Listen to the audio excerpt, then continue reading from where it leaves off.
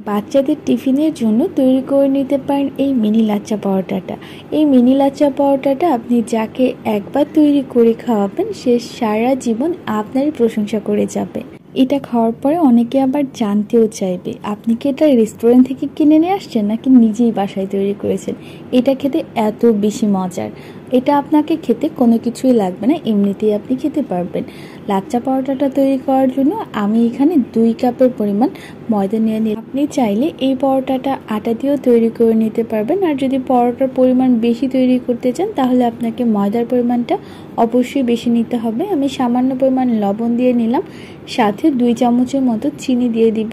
চিনি দিয়ে দিলে পরোটাটা খেতে একটু মিষ্টি মিষ্টি লাগে, ভালো লাগে। তাই এই লাচ্চা পরোটাটা তৈরির জন্য অবশ্যই আপনাকে এখানে চিনিটা ব্যবহার করতে হবে। আর সাথে দিয়ে দিব আমি গুঁড়া দুধ। এই গুঁড়া দুধটা কিন্তু অবশ্যই দিতে হবে, কারণ লাচ্চা পরোটাটার টেস্ট বাড়িয়ে তুলবে এই গুঁড়া দুধ। তাই গুঁড়া দুধের পরিমাণটা একটু বেশি হলে খেতে আরও বেশি ভালো লাগে। যেহেতু আমার হাতের কাছে এইটুকুই ছিল আর আমি অল্প লাচ্চা পরোটা তৈরি করব, এই কারণে এর মধ্যে আমি গুঁড়া দুধটা দিয়ে দিলাম। তারপর হাত দিয়ে কিছুটা মিক্সড করে এর মধ্যে কিছুটা রান্নার সয়াবিন তেল দিয়ে দিলাম। তেল দেওয়ার পরে এটাকে খুব ভালোভাবে মাখিয়ে নিতে হবে। এই কাজটা একটু সময় নিয়ে করতে হবে, তাহলে পরোটাটা ভালো হবে। তেলটা মাখানোর পরে আমি হাত দিয়ে চেপে দেখলাম কিছুটা জমাট বেঁধে গেল, তখনই বুঝতে হবে তেলের পরিমাণটা ঠিক আছে। এখন আমি এর মধ্যে কিছুটা হালকা কুসুম গরম পানি দিয়ে দিলাম। গরম পানি দিয়ে আমরা রুটির ডোটা যেভাবে তৈরি করি ঠিক সেভাবে করে খুব ভালোভাবে মথে রুটির ডোটাকে তৈরি করে নিতে হবে। এই ডোটা যত সুন্দর হবে পরোটাগুলো তত বেশি ভালো হবে।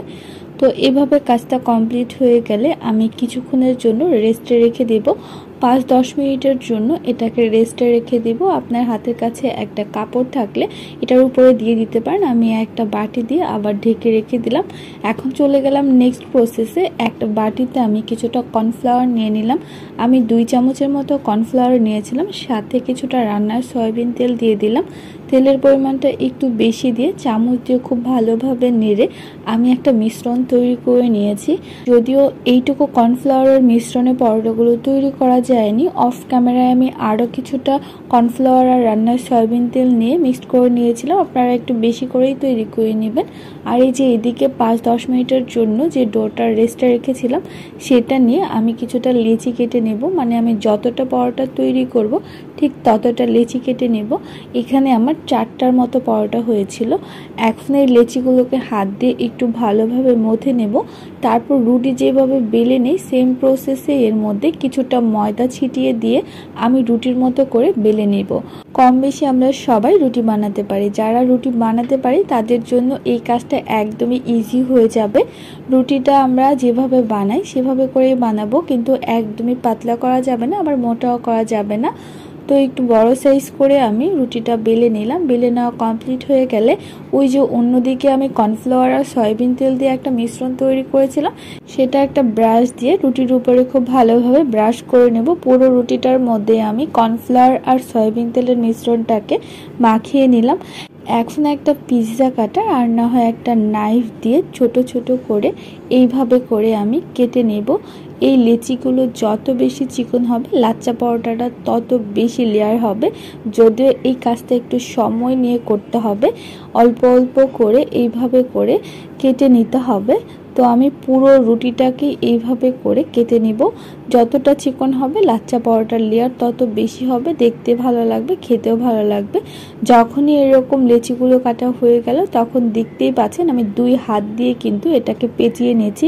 একটু খেয়াল করলে দেখতে পারবেন আমি এই পরোটাটা কিভাবে করে শেপ দিব। এক মাথা হাতে নিয়ে একটু ঘুরিয়ে চ্যাপটা করে এক মাথাটা লাগিয়ে নিব। তারপর পুরো লেচিটাকে আমি পেঁচিয়ে নিব। দেখলেই বুঝতে পারবেন আমি কিভাবে করে কাজটা করলাম। আমি হয়তোবা বলে আপনাদেরকে বোঝাতে পারবো না, কিন্তু আপনারা যদি একটু খেয়াল করেন তাহলে দেখবেন এই পরোটাটা আমি কিভাবে তৈরি করছি। যখন এইভাবে পেঁচানো হয়ে গেল একদম লাস্টের দিকে যেটুকু ছিল সেটাকে আমি ঘুরিয়ে নিচের দিকে চ্যাপটা করে লাগিয়ে দিলাম। দেখতেই পাচ্ছেন আমার কিন্তু লাচ্চা পরোটাটা তৈরি হয়ে গেছে। এইভাবে করে আমি সবগুলো তৈরি করে নিলাম। তারপর এটাকে আবার 5 মিনিটের জন্য রেস্টে রেখে দিলাম। 5 মিনিট পরে আরও কিছুটা কাজ বাকি রয়েছে। এই লাচ্চা পরোটাগুলো নিয়ে আমি হাত দিয়ে চেপে চেপে আর একটু ছড়িয়ে দিব। ফাইনালি পরোটাটা কিন্তু তৈরি হয়ে গেছে। এইভাবে করে আমি সবগুলো পরোটা হাত দিয়ে চেপে চেপে তৈরি করে নিব।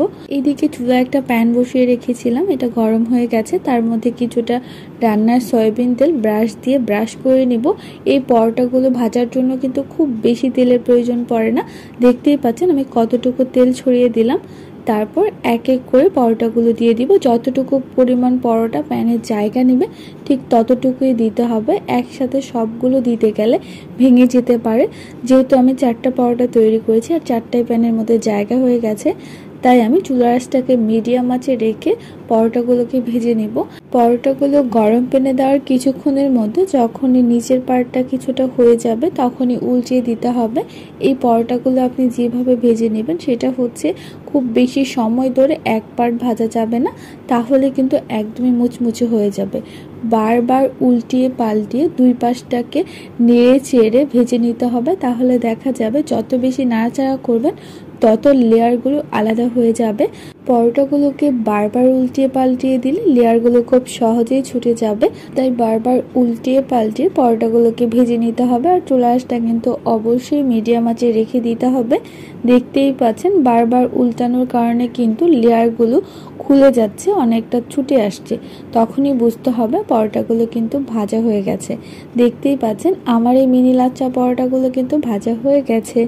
এখন আমি এক এক করে চুলা থেকে নামিয়ে নিব। অনেকে হয়তো প্রশ্ন করতে পারে কই লেয়ারগুলো তো আলাদা হয়নি।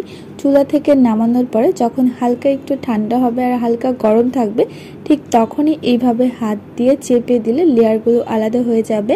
দেখতেই পাচ্ছেন সবগুলো লেয়ার কিন্তু একদম আলাদা আলাদা হয়ে গেছে। এই মিনি পরোটার রিভিউ যদি আমি আপনাদেরকে দেই তাহলে বলবো বিশ্বাস করেন এটা খেতে এত বেশি মজার, আপনি বানিয়ে না খেলে বুঝবেন না। দেখবেন আপনার বাসার বাচ্চা থেকে বড়রা সবাই খুবই পছন্দ করবে আর আপনার নিজের কাছেও অনেক বেশি ভালো লাগবে। আর হুটহাট অতিথি আপ্যায়নের নেই কোনো চিন্তা, কারণ ঝটপট তৈরি করে দিতে পারবেন চায়ের সাথে এই মিনি লাচ্চা পরোটা।